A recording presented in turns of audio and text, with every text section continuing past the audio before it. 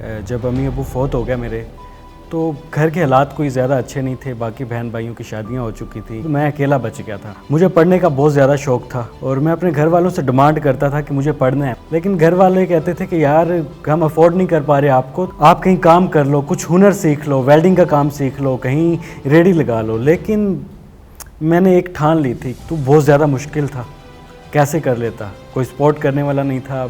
मैं रावलपिंडी चला गया, वहाँ घरों में सफाइयाँ की लोगों के, सिर्फ इसलिए कि मैं पढ़ सकूँ। 2 साल मैंने क्रिकेट खेली रावलपिंडी रीजन के लिए, लेकिन एक मेरे अंदर जज्बा था कि मैंने मेहनत करनी है।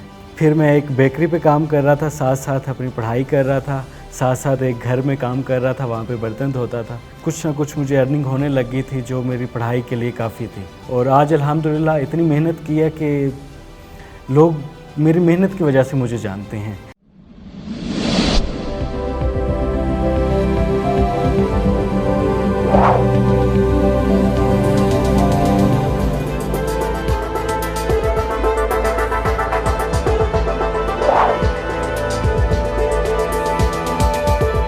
अस्सलाम वालेकुम नाजरीन, शेयरिंग ऑफ प्रोफेशनल विजडम के साथ मैं हूं अली रहमान खालिद।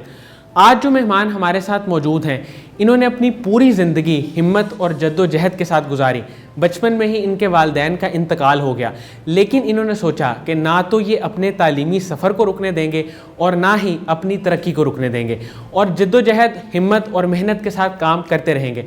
आज ये सोशल पाकिस्तान के नाम से जो यूट्यूब चैनल है, उस पर बतौर एंकर अपना काम कर रहे हैं और माहाना अच्छी रकम कमा रहे हैं। लेकिन ये तरक्की का सफ़र और मीडिया पे आना, ये सब कुछ इन्होंने कैसे तय किया, अपने रास्ते में क्या क्या दुश्वारियां देखी, किस किस तरह के हालात से गुजरे, हम इनसे जानेंगे इस इंटरव्यू में। आइए इनसे मुलाकात करते हैं। बहुत बहुत शुक्रिया इमरान अली खान साहब आपकी तशरीफ़ आवरी का। सर, आपने बताया कि आपकी बड़ी ट्रेजिक स्टोरी थी, आपके वालिदैन बहुत जल्द वफ़ात पा गए। उसके बाद आपने ख़ुद अपने आप को संभाला और अपनी मोटिवेशन को नहीं टूटने दिया, आपने काम भी किया और फिर आप मीडिया और एंकरिंग की फील्ड में आए। आपके अंदर एक पैशन था कि मैं मैस कॉम करूँ, एंकरिंग की फील्ड में आऊँ। ये सब कुछ कैसे हुआ? इसके पीछे एक बहुत बड़ी लंबी स्टोरी है। जब अम्मी अबू फौत हो गया मेरे, तो घर के हालात कोई ज़्यादा अच्छे नहीं थे। बाकी बहन भाइयों की शादियां हो चुकी थी, सब अपने अपने घरों को हो चुके थे, तो मैं अकेला बच गया था। मुझे पढ़ने का बहुत ज़्यादा शौक़ था, मैं अखबार पढ़ता रहता था और मैं अपने घर वालों से डिमांड करता था कि मुझे पढ़ना है, मुझे स्कूल जाना है। लेकिन घर वाले कहते थे कि यार हम अफोर्ड नहीं कर पा रहे आपको, तो आप कहीं काम कर लो, कुछ हुनर सीख लो, वेल्डिंग का काम सीख लो, कहीं रेडी लगा लो। लेकिन मैंने एक ठान ली थी कि मैं बाकी बच्चों को देखता था, वो अच्छे अच्छे स्कूलों में जा रहे हैं, अच्छे अच्छे कपड़े पहने हुए, तो मेरे दिल में एक बात आती थी कि नहीं, मैंने अच्छे स्कूल में पढ़ना भी है और मैंने अच्छे कपड़े भी पहनने हैं। ठीक है। तो बहुत ज़्यादा मुश्किल था, कैसे कर लेता, कोई सपोर्ट करने वाला नहीं था। बड़े बहन भाई जो थे वो सपोर्ट नहीं कर पा रहे थे, जाहिर बात है उनके हालात भी इतने अच्छे नहीं थे। तो मैं रावलपिंडी चला गया, वहाँ पर मैंने किसी के घर में काम किया, घरों में सफाइयाँ की लोगों के, सिर्फ इसलिए कि मैं पढ़ सकूँ, मैं अच्छा आदमी, बड़ा आदमी बन सकूँ। बहुत डांटें खाई लोगों के घरों में काम किया, लेकिन जो मेरे अंदर जज्बा था ना कि मैंने कुछ बनना है, मैंने मैट्रिक क्लियर किया, इसी तरीके से लोगों के घरों में काम करके अपने खर्चे खुद उठाए। ठीक है। उसके उसके बाद मैं क्रिकेट भी खेलता रहा। क्रिकेट के लिए मैंने अपनी पढ़ाई भी छोड़ दी। 2 साल मैंने क्रिकेट खेली रावलपिंडी रीजन के लिए। वहाँ भी आगे जाने का कोई इतना अच्छा चांस मुझे नज़र नहीं आ रहा था, जो हालात नज़र आ रहे थे। लेकिन एक मेरे अंदर जज्बा था कि मैंने मेहनत करनी है। ठीक है। मैं अखबार पढ़ रहा था, तो मुझे एक बहुत अच्छे हमारे सहाफ़ी हैं पाकिस्तान में, बड़े बड़े सहाफ़ी हैं, तो मुझे उनके कॉलम बहुत अच्छे लगते थे। तो यार मैंने सोचा कि मैं वो क्यों नहीं लिख सकता। ज़ाहिर बात है, अब वो बिल्कुल चेंज चीज़ थी। तो मेरे दिल में जज्बा पैदा हुआ कि नहीं, मैंने अभी और पढ़ना है। फिर पढ़ाई के लिए मुझे फिर पैसा चाहिए था। फिर मैं एक बेकरी पे काम कर रहा था, साथ साथ अपनी पढ़ाई कर रहा था, साथ साथ एक घर में काम कर रहा था, वहाँ पे बर्तन धोता था। तो फिर कुछ ना कुछ मुझे अर्निंग होने लगी थी जो मेरी पढ़ाई के लिए काफ़ी थी। तो मैंने ग्रेजुएशन किया जर्नलिज़म में पंजाब यूनिवर्सिटी से। ठीक है। उसके बाद मैं मीडिया फील्ड में आने का तजुर्बा हुआ मुझे बाद। सर, ये जज्बा और ये मोटिवेशन आपके अंदर कैसे आई कि मैंने हर हाल में मीडिया की फील्ड में आना ही आना है? मैं जब दूसरों को देखता था ना, तो देखकर उनकी जो अच्छी बातें थी वो मुझे भाती थी। दिल करता था कि यार ये हामिद मीर साहब हैं, ये टीवी पर बैठे हुए हैं, बहुत अच्छा बोलते हैं वो, उनको सुनता था तो दिल में जज्बा होता था कि यार अगर ये बैठ सकते हैं तो मैं क्यों नहीं।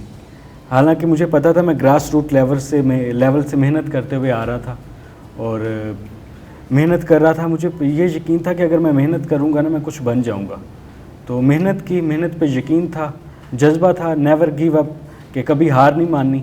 और इसके लिए, इस जज्बे में मुझे मेहनत तो कर रहा था मैं, इस जज्बे में मुझे ज़्यादा जो हेल्प हुई वो मैं कासिम अली शाह फाउंडेशन का भी शुक्रिया अदा करता हूँ कि उन्होंने आज मुझे यहाँ बुलाया। मैं कासिम अली शाह साहब को बहुत सुनता था, वो तो लकड़ी में जान डाल देते हैं, मैं तो फिर इंसान था। जब कासिम अली शाह साहब को सुनता था तो मेरे अंदर फिर एक जज्बा पैदा होगा कि मुझे अब हार नहीं माननी, मुझे सपोर्ट करने वाले हैं। मैं उनके करीब तो नहीं था, उनके सामने तो नहीं था, लेकिन एज आ बेहतरीन टीचर उन्होंने मुझे गाइड किया, उनको सुना और समझा। और उनका एक मैंने बात सुनी थी कि अगर आप किसी के आगे हाथ फैलाओगे तो आप नाकामियों की एक ऐसी दलदल में फंस जाओगे जहाँ से आपके लिए निकलना बहुत मुश्किल हो जाएगा। और मैंने किसी के आगे हाथ नहीं फैलाया और मैंने वहाँ से यू टर्न लिया और कामयाबियों की तरफ बढ़ा और मेहनत की। और आज अल्हम्दुलिल्लाह इतनी मेहनत की है कि लोग मेरी मेहनत की वजह से मुझे जानते हैं। मैं कुछ नहीं हूँ, मेहनत के अलावा मैं अल्लाह ताला का भी शुक्र अदा करता हूँ कि अल्लाह ताला ने मुझे अच्छी राह में भेजा, अच्छे लोग मिले और काफ़ी लोगों ने मुझे इसमें सपोर्ट भी किया। सर, मीडिया की फ़ील्ड में आप जब आए, आपको सबसे ज़्यादा मुश्किल क्या फ़ेस करनी पड़ी? और मीडिया की फ़ील्ड में जो लोग आना चाहते हैं उनको आप क्या सजेशंस देंगे कि वो किस तरह अपनी उम्मीद को, हौसले को बरकरार रखें? जब मैं मीडिया की फ़ील्ड में आया तो मुझे कोई जगह देने के लिए तैयार नहीं था, तो फिर एक चैलेंज था मेरे लिए कि अब मुझे यहाँ पर कोई जगह देने के लिए तैयार नहीं है। तो मेरा एक वो थीम चलता हुआ आ रहा है कि मैंने बस मेहनत करनी है। रास्ते अल्लाह बनाता है, अल्लाह तो बड़ा मेहरबान है, वो गफूरुर रहीम है। रास्ते बनाने वाली ज़ात सिर्फ अल्लाह की है। मैंने मेहनत करनी है और मेरा यकीन है जब मैं मेहनत करूँगा तो मैं नाकाम हो ही नहीं सकता। मुझे नाकाम कोई दुनिया की ताकत नहीं कर सकती, मुझे कामयाबी से दुनिया की कोई ताकत नहीं रोक सकती जब तक मैं मेहनत कर रहा हूँ। और मेहनत पर मेरा यकीन था, मैंने अपनी मेहनत की। और मीडिया के बहुत बड़े बड़े माशाल्लाह एंकर्स थे, उनकी मैं दिल से रिस्पेक्ट करता हूँ। उन्होंने मुझे बहुत कुछ सीखने को भी वहाँ से मिला। और लेकिन रुकावट बहुत ज़्यादा थी।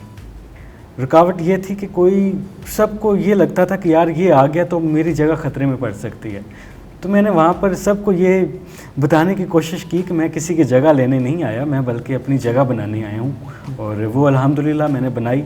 मेन स्ट्रीम में जाने की बहुत कोशिश की, लेकिन वहाँ पर मेरे लिए बहुत रुकावटें थीं क्योंकि मैं नया था। और इंशाल्लाह आने वाले दौर में मैंने वहाँ पर जाना है मेन स्ट्रीम पर। लेकिन मैंने अपना यूट्यूब चैनल बनाया और उन रुकावटों को तोड़ा जो मेरे रास्ते में आ रही थी। मैं मेहनत कर रहा था, मुझे इस पे यकीन था कि मैं मेहनत करूंगा तो उन तमाम रुकावटों को आगे से मैं हटा दूंगा अपनी मेहनत से। अच्छा, आपके फ्यूचर गोल्स क्या हैं? फ्यूचर में आप क्या करना चाहते हैं? मैंने कहा कि मैंने हामिद मीर साहब को देखा है, मेरे बहुत फेवरेट हैं, मैं उनको बहुत पसंद करता हूँ, वो जिस तरीके से बात करते हैं। मेरी ख्वाहिश है कि मैं किसी बड़े चैनल पर बैठ के टॉक शो करूँ, मेरा फ्यूचर गोल है। और इसके साथ साथ मेरी ये भी ख्वाहिश है, ये मेरा ड्रीम है कि मेरा अपना बहुत बड़ा यूट्यूब चैनल हो जिसको मैं रन करूं। सर, यूथ जो मीडिया की फ़ील्ड में आना चाहती है, आपके ख्याल में उसको एंकरिंग की फ़ील्ड में आना चाहिए या इसके अलावा भी कोई फ़ील्ड है मीडिया में जहाँ पर ज़्यादातर यूथ आ सकती है? मीडिया में बहुत सारी फील्ड है जहाँ पर यूथ आ सकती है। ये उनके अब शौक़ पे डिपेंड करता है ना, कौन क्या करना चाहता है। लेकिन मीडिया की फील्ड में आप आ सकते हैं। आपके रास्ते में बहुत सारी रुकावटें आएंगी, लेकिन अगर आप अपने जज्बे के साथ अपनी मेहनत पे यकीन रखेंगे तो आप ज़रूर कामयाब होंगे और आप उन रुकावटों को हटा देंगे। आप जिस फील्ड में मीडिया में आना चाहते हैं वो आप ये सोच के आएँ कि वहाँ पे आपको शॉर्टकट नहीं चलाना, वहाँ पे आप सिर्फ अपनी मेहनत से आ सकते हैं। जब तक आप मेहनत करते रहेंगे आप कामयाब होते रहेंगे। जब आप शॉर्टकट ढूंढेंगे तो ये मीडिया की, हमारे जो पाकिस्तान की फ़ील्ड है, इसमें आप जगह नहीं बना पाएंगे। सर, आप मुख्तलिफ़ यूट्यूब चैनल्स पे भी काम कर रहे हैं, उस पर आप ज़्यादातर काम आपका इन्फॉर्मेशन बेस्ड है या एंटरटेनमेंट बेस्ड है? और आप अपने यूट्यूब चैनल पे किस तरह की वीडियोस अपलोड करते हैं? बेसिकली मैं अपने जो यूट्यूब चैनल है उस पर मैं मोटिवेशनल स्टोरीज़, जो जर्नल स्टोरीज़ होती हैं हमारी, वो कर रहा था। जो मैंने बाकी चैनल्स पर किया है, क्योंकि मेरी जो मास्टर फील्ड है, मुझे क्रिकेट पे अबूर है, तो मैं बाकी चैनल्स पर ज़्यादा क्रिकेट का काम कर रहा था। मैंने PakTV.tv पर काम किया, मेरी टॉप 5 में उधर 2 वीडियोज़ हैं। इसके अलावा मैंने और भी काफ़ी चैनल्स पर किया है, वो मैं ज़्यादातर अपना जो स्पोर्ट्स के ऊपर कर रहा था। लेकिन अब क्योंकि लॉकडाउन जब लग गया था पाकिस्तान में, तो उसके बाद स्पोर्ट्स की एक्टिविटीज़ कम हो गई थी। तो मैं बाकी जो जर्नल स्टोरीज़ थी, मोटिवेशनल स्टोरीज़ थी, इंफॉर्मेशन स्टोरीज़ थी, उनकी तरफ आ गया। तो वो मैं अभी अपने चैनल्स पर भी कर रहा हूँ, और जिस चैनल के साथ मैं कर रहा हूँ अभी काम, सोशल पाकिस्तान, वहाँ पर भी मैं मोटिवेशनल, इंफॉर्मेशनल स्टोरीज़ कर रहा हूँ। सर, ये कोरोना की वजह से लॉकडाउन हर बंदा ही परेशानी, डिप्रेशन का शिकार हुआ। आपने इस लॉकडाउन में क्या किया? लॉकडाउन जब लगा तो बाकी पाकिस्तानियों की तरह जैसे बाकी लोगों के कारोबार पे फ़र्क पड़ा, मेरी नौकरी पर भी बहुत फ़र्क पड़ा। मैं एक चैनल के साथ काम कर रहा था, PSL स्टार्ट था। जब लॉकडाउन लगा तो सब कुछ बंद हो गया। अब चैनल पर मुझे अपनी नौकरी बचानी थी, तो एक ऑप्शन उन्होंने मुझे दी कि आप वॉइस ओवर करें। मैंने कहा ठीक है, मैं वॉइस ओवर किया नहीं है कभी, लेकिन मैं ट्राई करूँगा। तो वॉइस ओवर के साथ साथ उन्होंने मेरी ड्यूटी लगा दी कि आप वॉइस ओवर के साथ स्क्रिप्ट लिखेंगे। स्क्रिप्ट राइटिंग का काम अब रिसर्च करना पड़ती है उस पर बहुत ज़्यादा, तो वो मैंने किया और बहुत ज़्यादा मुश्किल था। तो मुश्किल हालात को मैं फ़ेस करता हुआ आ रहा था बचपन से ही, तो मुझे यहाँ पर भी यकीन था कि मैं अपनी मेहनत से और अपनी लगन से, नेवर गिव अप का जो जज्बा है मेरे अंदर, उसके ज़रिए मैं ये काम करूँगा। और अल्हम्दुलिल्लाह वो मैंने कामयाबी के साथ किया। और उसके बाद जब लॉकडाउन के बाद मेरे लिए बहुत ज़्यादा मुश्किलात थी, ये कि मैं अकेला था, मेरी फैमिली मेरे साथ नहीं थी, अम्मी अबू बचपन से फ़ौत हो गए थे। तो मेरे पास कोई ऑप्शन नहीं थी कि मैं अकेला रह रहा हूँ, अपना घर रेंट पर मैंने लिया हुआ था।